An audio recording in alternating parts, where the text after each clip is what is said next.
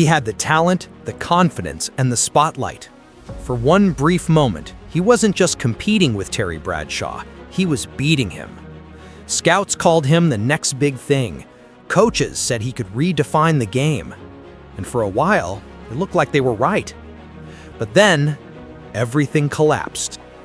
One decision, one injury, one storm of bad luck that no one saw coming, and the man once destined for greatness vanished from the sport entirely. Teammates moved on, fans forgot. Yet behind the silence, there's a story that still haunts the history of American football. A story of what happens when raw talent collides with fate. Was he a victim of circumstance or his own choices? How does a man rise so high and lose it all before the world even knows his name? Tonight we uncover the rise and fall of the quarterback who outplayed Terry Bradshaw, but lost everything. It was 1974, a time when America was still learning what equality meant, and the NFL was no exception. In a league that didn't believe a black man could lead from under center, one player stepped forward and shattered that illusion, if only for a moment. His name was Joe Jefferson Street Gilliam. They called him Jefferson Street because that's where he was made, the tough Nashville strip that raised dreamers and fighters alike. He wasn't supposed to be the star. The Steelers already had their golden boy, Terry Bradshaw, the face of the franchise, the man built for the cameras. But when Gilliam took the field that season, something electric happened. He didn't just play, he performed. His passes weren't throws, they were bullets. His reads were instant. His confidence was pure fire wrapped in calm. And in that preseason, the impossible happened. Gilliam beat out Terry Bradshaw for the starting job. Reporters didn't know what to make of it. A black quarterback starting over a future Hall of Famer? In 1974, that wasn't just news. That was an earthquake. When he walked onto the field for the season opener, cameras zoomed in on his face. You could almost feel the weight of history pressing on his shoulders, and he didn't flinch. In his very first game, he threw for over 300 yards, outplaying Bradshaw and silencing every doubter in the stadium. But the applause came with an edge. Some fans cheered, others turned away. Even as he made history, whispers filled the air. He's good, but can he lead? Gilliam didn't care. He'd waited his entire life for that moment. He'd trained in the backyards of Nashville, learned to throw in the dark, studied every play until his mind became a playbook. He wasn't just fighting for a position, he was fighting for a place in history that had been denied to men like him for decades. And for a few bright weeks, he was untouchable. Every game, every snap, every touchdown screamed one truth. Joe Gilliam could do what they said a black man couldn't. The fans started chanting his name. The media started calling him the future. But behind the cheers, there were eyes waiting for him to slip, waiting for proof that the old ways were still right. He didn't see it coming. No one did. He thought he'd finally broken through. He didn't know he was walking straight into a system that would rather destroy him than let him win. The rivalry, outshining a legend. By the time his name hit the national papers, the football world was divided. Half called him a prodigy. The other half called him a threat, especially to Terry Bradshaw. Every interview, every pregame show, every highlight reel started with one question. Could this kid really be better than Bradshaw? At first, it sounded ridiculous. Bradshaw was already a legend in motion, a face of the franchise, a Super Bowl dream sculpted in gold. But when their paths finally crossed on the field, something changed. The cameras didn't just capture a game, they captured a moment. He walked onto that field like he owned it. Calm, cold, unshaken. His first throw was a rocket across 40 yards, slicing through the defense like it was nothing. The crowd gasped. Commentators froze mid-sentence. Bradshaw, for once, wasn't the loudest man in the stadium. Drive after drive, he outread, outmoved, and outthrew the veteran. Every snap felt like a rebellion against the old order. He wasn't supposed to overshadow a man who'd already written history, but he did. By halftime, whispers became headlines. The new king has arrived. Bradshaw could feel it. The pressure, the disbelief, the pride wrapped in quiet rage. Football isn't just a game of yards and touchdowns. It's ego, legacy, blood. And that day, a legend's pride was being tested by a kid who didn't know when to back down. Every pass from the rookie was poetry, tight spirals, cutting through the air, hitting receivers in stride, turning drives into symphonies. Bradshaw fought back hard, but it was clear the torch was wobbling. When the game ended, both men stood at midfield, helmets off, faces drenched in sweat, eyes locked. No words, just mutual recognition. The crowd roared for both, but louder for one. That night, sports radio exploded. Analysts called it the day the crown shook. Fans wanted a rivalry for the ages, the old lion versus the young storm. But rivalries like this come with a curse. Every win invites envy. Every mistake becomes a weapon. The same media that crowned him began dissecting him. They asked about his attitude, his confidence, his cockiness. The higher he rose, the sharper the knives became. Bradshaw had the protection of legacy. The kid had only momentum, and momentum doesn't last forever. He didn't know it yet, but the empire he was building was already cracking. Behind closed doors, management argued about contracts. Teammates started whispering about his ego. One misstep, all that praise would turn into poison. For now, though, under the blinding lights and the echo of cheers, he felt untouchable. He'd outplayed a legend, and the world had witnessed it. But in football, the moment you believe you're unstoppable is the moment you start to fall. One decision that changed everything.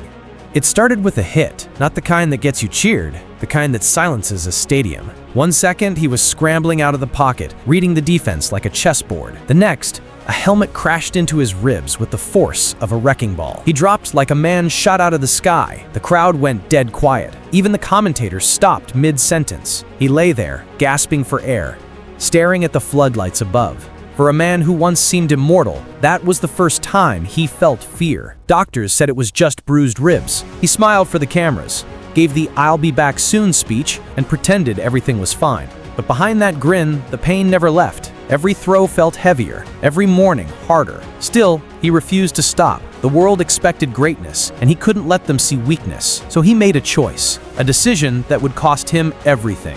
He pushed through the injury, painkillers, injections, sleepless nights, anything to stay on the field. He wasn't chasing victories anymore. He was running from silence, because he knew that once the cheering stopped, so would his name. For a few weeks, it worked. He played hurt, but he played. Every touchdown was agony disguised as triumph. But then came that game, the one that ended it all. Midway through the second quarter, he rolled out to his right, scanning for an open man. His arm moved, but his body didn't follow. The throw went wild, and so did the pain. Something inside snapped, the kind of snap that echoes through a career. He hit the turf again. Trainers rushed in. This time, there was no getting up. The next morning's headlines were merciless. The star who burned too fast. From Bradshaw's rival to yesterday's news. Teams hesitated to sign him. Sponsors vanished overnight. The same reporters who once called him the future now labeled him the risk. In the silence that followed, he realized the game had moved on without him. He tried to come back. Different teams, smaller leagues,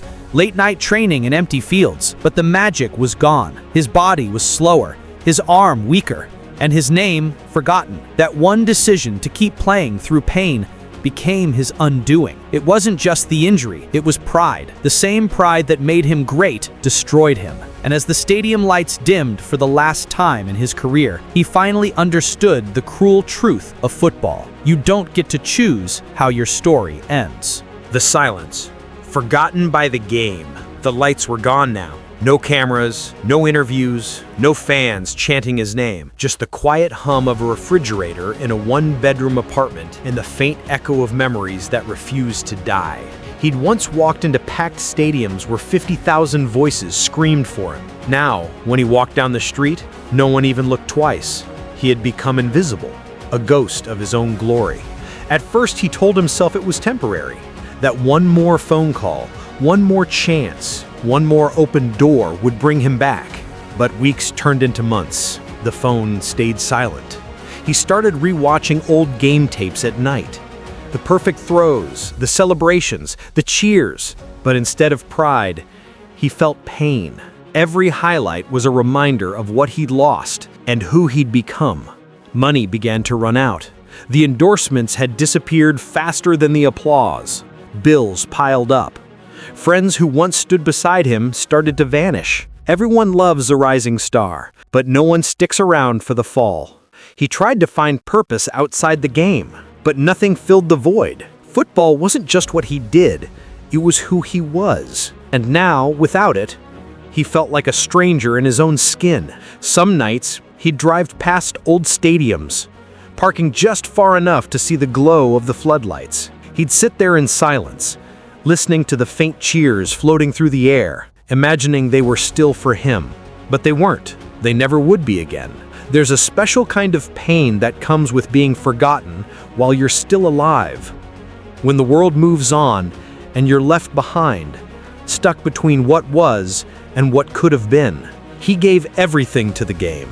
His body, his pride, his youth. And in return, the game gave him a moment, then took it all back. He once said in an interview, "Football teaches you how to win, but what he never learned was how to lose." That was the hardest part, learning to live with the silence. Still, in the quiet, something began to change. For the first time in years, he started to see life outside the field. The sound of rain against the window, the laughter of kids playing in the street, the peace in knowing no one expected anything from him anymore. The fame was gone. The glory had faded. But somewhere deep down, the man who once stood against Terry Bradshaw was learning how to stand again, not as a legend, but as a human being. The legacy. Lessons from a fallen star. Years later, when people talk about that golden era of football, his name rarely comes up. It lingers somewhere between footnotes and forgotten memories, a passing mention of a man who once rivaled Terry Bradshaw and then disappeared. But those who knew him, those who saw him play, still remember. They remember the precision in his throws, the fearlessness in his eyes, the way he made the impossible look effortless. They remember the spark, even if the fire didn't last. He never made it to the Hall of Fame. There are no statues, no trophies, no annual tributes, but his story carries something more powerful, a lesson carved in pain and humility.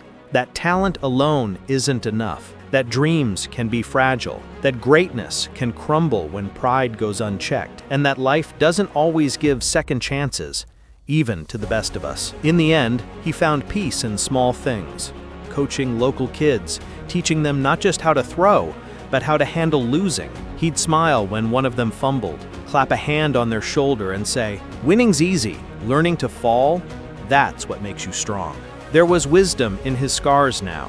He had become what he never thought he'd be, a teacher, not a star. And in a quiet, unexpected way, that made him whole again. Sometimes, during long drives home after practice, he'd think about Bradshaw, the legend he once outplayed, not with envy anymore, but with understanding. Both men had fought their own battles. Both had tasted the highs and the lows that only the game could offer. Fate had chosen different endings, but in the end, both were bound by the same truth. Football doesn't last forever. Character does. He once said, in an old radio interview, years after retirement, voice older, softer, "If I could go back, I wouldn't change the injury. I'd change the way I handled it. I'd tell my younger self that sometimes walking away isn't weakness, it's wisdom." Those words never went viral. They didn't make headlines, but for the few who heard them, they stayed. Because behind the story of fame and failure lies a deeper one, about a man who fell, broke, and still found a way to rise again. Not under stadium lights, but under the quiet sky where no one was watching. And maybe that's the real victory.